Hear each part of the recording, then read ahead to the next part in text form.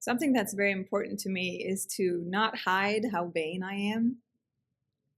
There's different reasons why I feel it's important to not hide it that I won't go into right now, but I just feel like it's something that the world needs to accept. Like it's a good thing to be vain, not too vain, but vanity, as in everybody can see that I are allowed to see that I'm into myself. Like I am.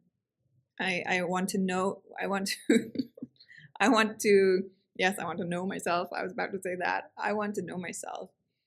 Um, I want to look good because it makes me feel a certain way. And I could also go into a whole speech about you cannot attach your self-worth to how you look or anything external. Yes, that is very powerful. And that will actually make you more beautiful. However, it doesn't change the fact that I am not ashamed of being vain.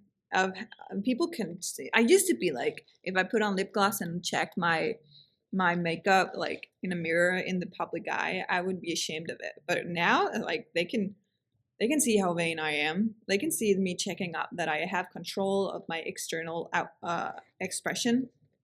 And I mean, it's so normal today to have content creators go around with a camera in their face all the time, like being very self focused, and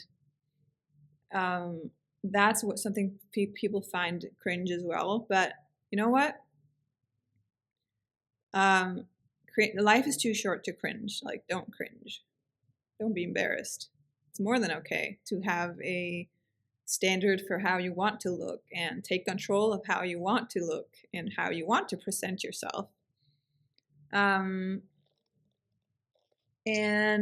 power in life, like when it comes to branding and stuff like that, having control of how you are perceived is actually very, very powerful. At the same time, your well-being needs to be based on not being attached to other people's opinions, so that you can be free to actually shine and be who you want to be. So that dance between those two things going hand in hand, I guess if the foundation is to be non-attached, and then because that's like the bigger trust, and then you can take control from there because you're free.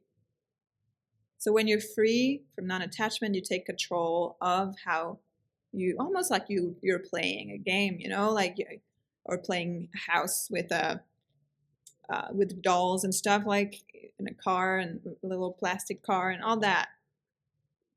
It's like when you're free to play, you can then play with the control that means to have the control of how do you want to be perceived, what do you want to put forth, and what do you want to put back and not show people. And how can you do that in a way that's authentic and still be free, yet still choose to hold something back? Because let's face it, it is not ever about either or in life. If every time, okay, I'm not gonna use that example. That's a great example of holding back. An example came to mind, and I was like, no, I'm not gonna do that. And I used to not be like that. I used to be like, okay, this came to mind. That must be God telling me this has to come through. But really, I have self-control, I have discipline, I have all these human traits that will allow me to be a filter and decide what I want to be, who I want to be, what I want to put forth, what I want to do, and how I want to do it. And if whatever is available to me of resources, what I choose to use and what I choose to not use. Yeah, I'm just kind of seeing if if I have a different example. Yeah, like if you if you have your French fries and you want ketchup, you don't think you have to use a whole bottle of ketchup just because you need ketchup. You can actually just take what you need from that whole bottle of ketchup. Same goes for your expression. Same goes for your money, your way of spending money. You don't have to spend everything at once. You can portion it.